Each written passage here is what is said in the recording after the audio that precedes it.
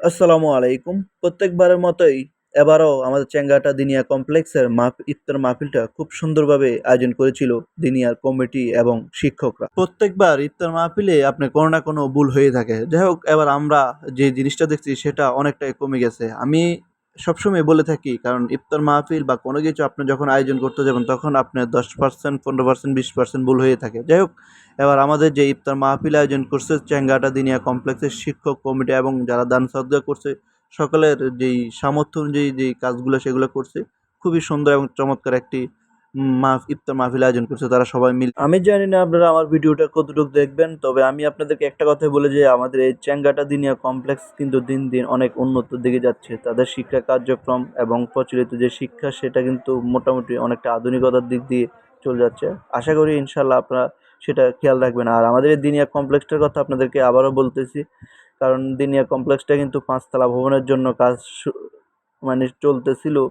তো হঠাৎ করে কিন্তু আপনার আমাদের যেই কাজের মানে পরিমাণ টাকা দরকার সেটা কিন্তু এখন বর্তমানে হাতে নেই।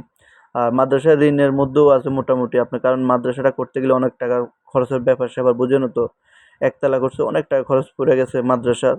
এখন ছাত্রদের মোটামুটি কিছুটা হয়তো ক্লাসে করার সুযোগ সুবিধাটা বাড়ছে। তো আরও যদি ২ তলা ৩ তলা হয়ে যেত, কারণ সকলেই বলে, আমাকে অনেকেই বলে, ভাই আপনাদের দিনিয়া চেঙ্গাটা মানুষের কিন্তু মন অনেক ভালো, তারা অনেক দান সদকা করে থাকে।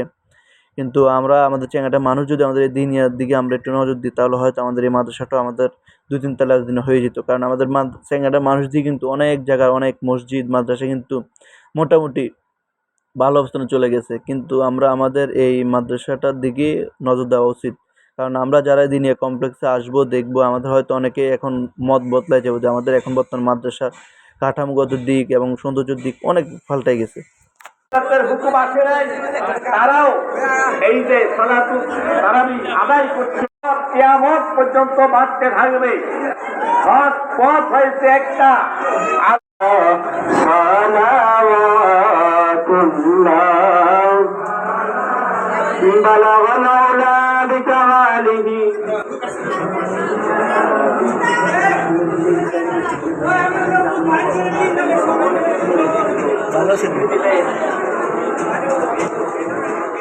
আসসালামু আলাইকা ইয়া রাসূলুল্লাহ। ভাইরা আমার, বাবার আমার, সকলের সামনে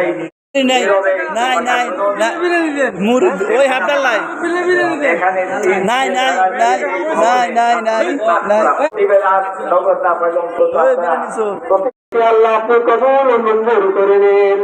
এগুলো সব লক্ষ্য করুন, যদি আপনি হাফিজুর রহমান সোহেল মদিনায় পৌঁছে দিন, সমস্ত নিয়ে কারাম পৌঁছে দিন, খাস করে সত্যিকার দরবারে হযরত ঈসা কেবলার রূহ পৌঁছে দিন।